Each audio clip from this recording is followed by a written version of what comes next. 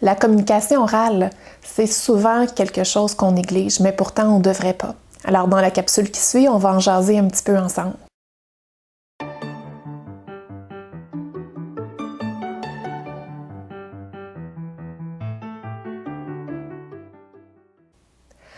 Bonjour tout le monde, aujourd'hui on va parler de communication orale. Mais avant toute chose, je vous invite à vous abonner à ma chaîne, à cliquer sur le petit j'aime si jamais vous avez apprécié la vidéo à la fin. La communication orale, c'est vraiment très important. On la prend souvent pour acquis parce qu'on se dit, les enfants naissent, apprennent à parler très tôt, on parle tous les jours, donc forcément en entendant la bonne façon de parler, ça va se faire tout seul. Mais pourtant, c'est pas tout à fait exact. Donc, les élèves ont besoin d'un enseignement souvent très explicite, ont besoin de comprendre qu'est-ce qu'on attend d'eux. Il faut aussi s'attarder sur le fait que la communication orale, c'est pas seulement de s'exprimer, mais c'est aussi d'écouter. Donc, il y a une compétence de prise de parole qui contient plusieurs stratégies, plusieurs enseignements à faire, mais il y a aussi toute la partie écoute qu'il faut faire, parce qu'une communication orale, on a beau jaser, s'il y a personne pour nous écouter, on n'est pas vraiment en communication orale, on va se le dire. Dans le blog, vous allez retrouver tout un article qui contient beaucoup d'informations, autant au niveau de l'écoute que de la prise de parole. Je vous amène à faire une petite réflexion par rapport à ça, puis à essayer de penser à enseigner de façon explicite la communication orale. Donc, je vous invite vraiment à aller lire sur le blog le billet qui contient vraiment plusieurs autres informations. Mais aujourd'hui, je vais vous parler plutôt de deux petites activités que j'ai vécues cette semaine qui sont fort intéressantes puis qui peuvent, dans le fond, vous donner un déclencheur, vous donner des idées pour travailler la communication orale de façon toute simple. La première activité de communication orale que j'ai faite, elle est vraiment toute simple. Donc, c'était une feuille qui était proposée par Madame Seré sur son compte Instagram.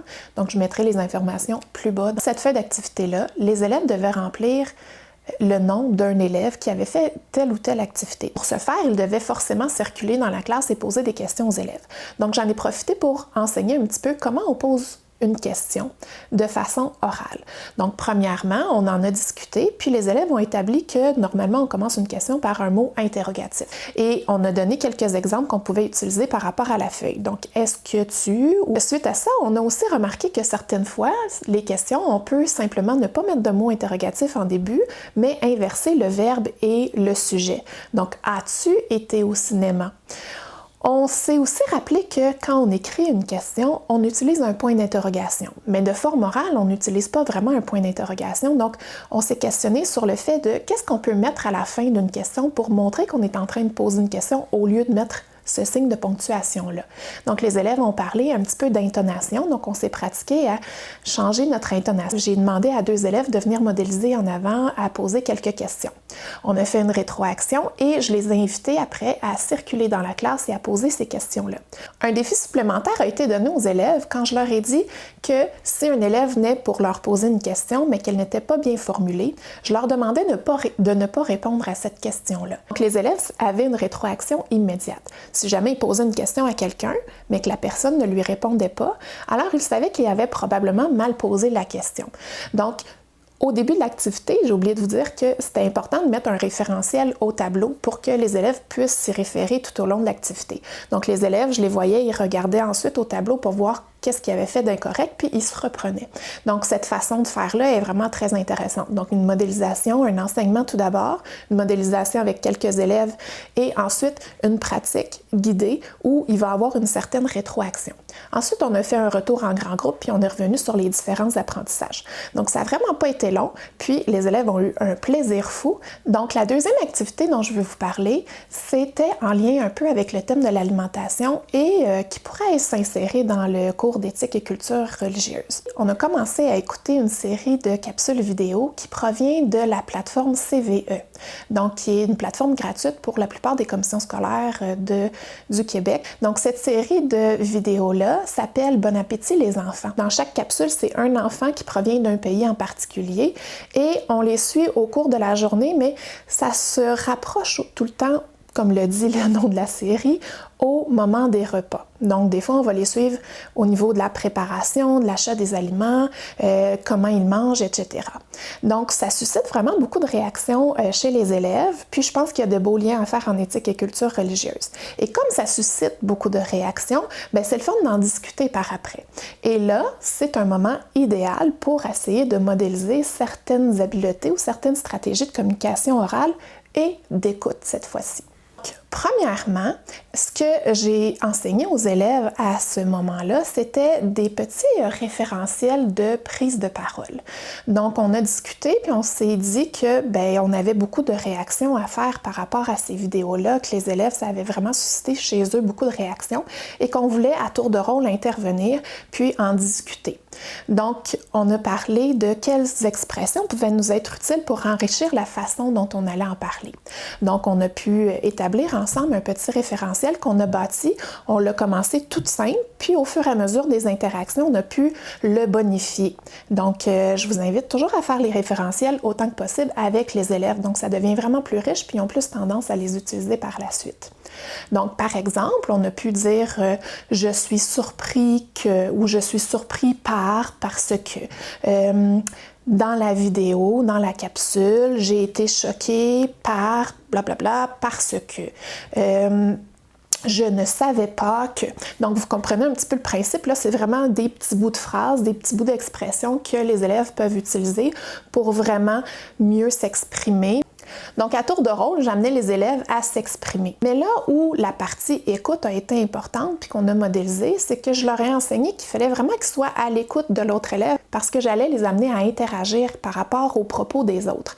Donc, là, on a eu un autre volet de notre référentiel qui a pu commencer à se bâtir. Donc, par exemple, on a pu dire, comme l'a dit le nom d'un élève, je ne savais pas que... Donc, de faire des comparaisons ou de faire des liens par rapport à ce que l'autre a dit. Ou je ne suis pas d'accord avec le nom d'un élève parce que... Ou je suis en accord avec cet élève-là parce que... On a aussi amené les élèves à faire des liens par rapport à leur vécu et tout ça, mais vraiment aussi de faire des liens par rapport à ce que les autres disaient dans la classe. Donc, pour faire des liens avec ce que les autres disent dans la classe, c'est vraiment important d'être vraiment attentif aux propos des autres. Donc, on a discuté de comment on peut écouter attentivement une personne, quelle position on peut adopter, qu'est-ce qu'on peut avoir comme expression ou comme petit geste qui montre qu'on est vraiment attentif ou à l'écoute. Est-ce qu'on peut se prendre des notes par rapport à quelque chose que quelqu'un a dit parce que notre tour va être beaucoup plus loin puis on va vouloir revenir sur ce propos-là. Donc ça, c'est tous des enseignements qui peuvent être faits parce que on se dit, voyons, un enfant, ça sait comment écouter? Pas nécessairement. Donc l'écoute active, l'écoute vraiment avec attention, c'est pas tout le temps inné pour certains enfants puis ils ont besoin de se faire enseigner comment tu peux écouter, quels gestes tu peux avoir, comment on peut prendre des notes, comment on peut intervenir par rapport aux propos des autres et tout ça, évidemment, de façon très respectueuse. Donc, c'était vraiment 2 activités vraiment toutes simples que j'ai fait cette semaine. Puis, ne pas oublier que la communication orale, ça ne s'évalue pas seulement lors des présentations que je dirais plus traditionnelles où l'élève a eu un sujet, une recherche, s'est préparé, l'a appris par cœur puis est allé présenter devant la classe. La communication orale, ça se pratique vraiment au quotidien, ça s'évalue au quotidien, il doit avoir un enseignement, il doit avoir une pratique, il doit avoir des rétroactions. Moi, je vous suggère vraiment d'utiliser une grille d'observation dans laquelle vous allez compiler vos observations pendant toute l'étape. Donc, c'est certain que c'est important de faire des présentations orales traditionnelles, mais ça va vraiment au-delà de ça, la communication orale. Puis ne pas négliger aussi la partie écoute, attention, concentration, prise de notes. Toutes ces choses-là sont également très importantes. Je vous invite à consulter le billet dans mon blog qui va vous donner plein de pistes de réflexion, plein d'informations super intéressantes et quelques références. Je vous réinvite à vous abonner à ma chaîne, à mettre le petit pouce en l'air si vous avez apprécié la vidéo ou même en bas, si vous ne l'avez pas aimé. Cliquez sur la petite cloche pour recevoir des notifications et vous assurer de rien manquer. Je vous dis à la prochaine.